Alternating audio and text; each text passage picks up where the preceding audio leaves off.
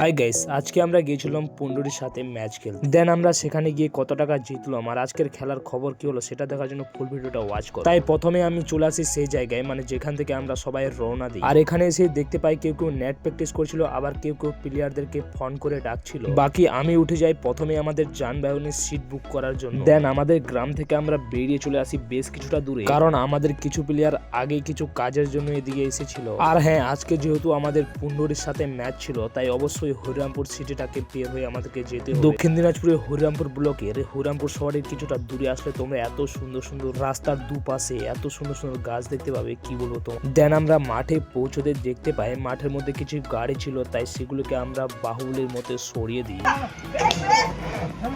যেহেতু গ্রামের ভিতরে এই মাঠটা ছিল তাই মাঠের চারিপাশটাই কিন্তু জিনিসে ভর্তি। দেন কিছু মিটিং এর পর চালু হয়ে যায় আমাদের সেই টসের পালা। আর টসে যেহেতু অপোনেন্ট টিমটা জিতেছিল তাই ওরা কিন্তু ফিল্ডিং প্রথমে চয়েস করে আর আমরা পাই ব্যাটিং। আর হ্যাঁ, এই প্রথম কিন্তু আমরা আমাদের এই সাইডে প্রপার হ্যান্ড সুইং, মানে যেভাবে ক্রিকেট খেলা হয় সেটা খেলছি। আর আমাদের টিমের দুই ওপেনার কিন্তু মাঠের মধ্যে চলে যায় এবং দুর্দান্ত ভাবে এই খেলাটাকে এগিয়ে নিয়ে যাচ্ছিল, না মানে ধীরে ধীরে রানের গতি এবং তাদের খেলার যে ছন্দ সেটাকে ফিরিয়ে আনছিল। আমরা কিন্তু প্রথম ইনিংসে ব্যাট করতে নেমে 130 রানের মতো টার্গেট দিই 10 ওভারে। যেহেতু আমরা এই first time proper hand swing bowling এ এই খেলাটা খেলছি তাই আমাদের কাছে কোনো ভালো বোলার না থাকায় তারা কিন্তু 8 ওভারে এই ম্যাচটাকে উইন করে নেয়।